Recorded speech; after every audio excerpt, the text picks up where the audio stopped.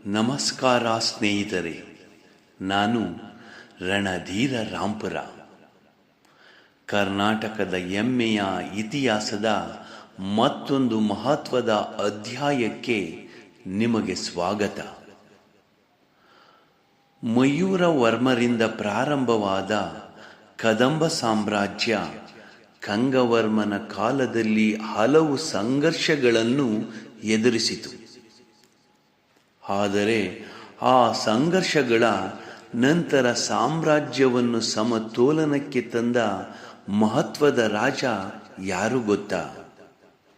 ಅವನೇ ಭಗೀರಥ. ಕಂಗವರ್ಮನ ನಂತರ ಕದಂಬ ಸಾಮ್ರಾಜ್ಯದ ಗಾದಿಯನ್ನು ಅಲಂಕರಿಸಿದವರು ಭಗೀರಥ ಮಹಾರಾಜರು.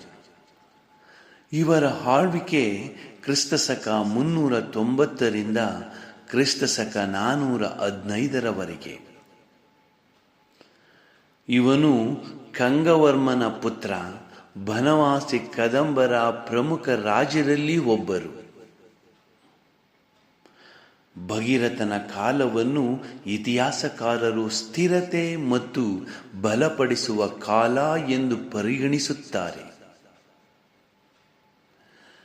ತಂದೆ ಕಂಗವರ್ಮನ ಕಾಲದ ಸಂಘರ್ಷಗಳ ನಂತರ ರಾಜ್ಯವನ್ನು ಶಾಂತಿಪೂರ್ಣವಾಗಿ ಸ್ಥಿರಗೊಳಿಸಿದವರು ಭಗೀರಥರು.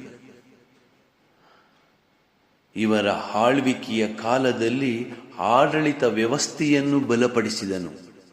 ಗಡಿ ಭಾಗಗಳ ರಕ್ಷಣೆಯನ್ನು ದೃಢಪಡಿಸಿದರು. ಅವರು ಯುದ್ಧಗಳನ್ನು ಹೆಚ್ಚಿಸಲು ಹೋಗಲಿಲ್ಲ, ಬದಲಿಗೆ ರಾಜ್ಯವನ್ನು ಒಳಗಿನಿಂದ ಬಲಪಡಿಸಿದನು. ವಾಕುಟಕರೊಂದಿಗೆ ನಡೆದ ಸಂಘರ್ಷಗಳ ನಂತರ ರಾಜ್ಯವನ್ನು ದುರ್ಬಲಗೊಳಿಸದೆ ರಾಜಕೀಯ ಸ್ಥೈರ್ಯವನ್ನು ಕಾಪಾಡಿದ ರಾಜನೇ ಭಗೀರಥ ಮಹಾರಾಜರು. ಇವರ ಕಾಲದಲ್ಲಿ ಕದಂಬ ಸಾಮ್ರಾಜ್ಯ ಮತ್ತೊಮ್ಮೆ ಸಮತೋಲನಕ್ಕೆ ಬಂತು. ಭಗೀರಥನು ಯುದ್ಧ ವಿಜಯಗಳಿಂದ ಪ್ರಸಿದ್ಧನಾಗಿರಲಿಲ್ಲ, ಆದರೆ ರಾಜ್ಯವನ್ನು ಕಾಪಾಡಿದ, ಆಡಳಿತವನ್ನು ಸಂಘಟಿತಗೊಳಿಸಿದ, ಮುಂದಿನ ಶಕ್ತಿಶಾಲಿ ರಾಜರ ಉದಯಕ್ಕೆ ನೆಲೆಯಾದ ರಾಜ ಭಗೀರಥ. ಅವರ ಆಡಳಿತವೇ ಮುಂದೆ ರಘು ಮತ್ತು ಕಾಕುತ್ಸವರ್ಮನ ಸುವರ್ಣ ಯುಗಕ್ಕೆ ಅಡಿಪಾಯವಾಯಿತು. ಭಗೀರಥನ ಆಳ್ವಿಕೆ ಕ್ರಿಸ್ತಶಕ 390ರಿಂದ ಕ್ರಿಸ್ತಶಕ 415ರವರೆಗೆ. ಇವರ ಆಳ್ವಿಕೆಯ ಕಾಲದಲ್ಲಿ ರಾಜ್ಯವನ್ನು ಸ್ಥಿರತೆ, ಆಡಳಿತ ಬಲಪಡಿಸಿದನು, ರಾಜ್ಯ ಸಂರಕ್ಷಣೆ ಮಾಡಿದನು. ಇತಿಹಾಸದಲ್ಲಿ ಕೆಲ ರಾಜರು ಯುದ್ಧಗಳಿಂದ ಪ್ರಸಿದ್ಧರಾಗುತ್ತಾರೆ, ಆದರೆ ಕೆಲವರು ರಾಜ್ಯವನ್ನು ಕಾಪಾಡಿದ ಮೂಲಕ ಅಮರರಾಗುತ್ತಾರೆ. ಭಗೀರಥ ಅಂತಹ ಒಬ್ಬ ಶಾಂತ, ನಿರ್ಮಾತೃ ರಾಜ.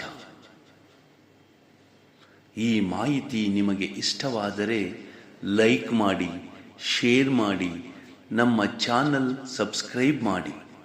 ನಾನು ರಣಧೀರ ರಾಂಪುರ. ಮತ್ತೊಂದು ಐತಿಹಾಸಿಕ ಅಧ್ಯಾಯದೊಂದಿಗೆ ಶೀಘ್ರದಲ್ಲೇ ಭೇಟಿಯಾಗೋಣ. ಧನ್ಯವಾದಗಳು. ಜೈ ಕರ್ನಾಟಕ.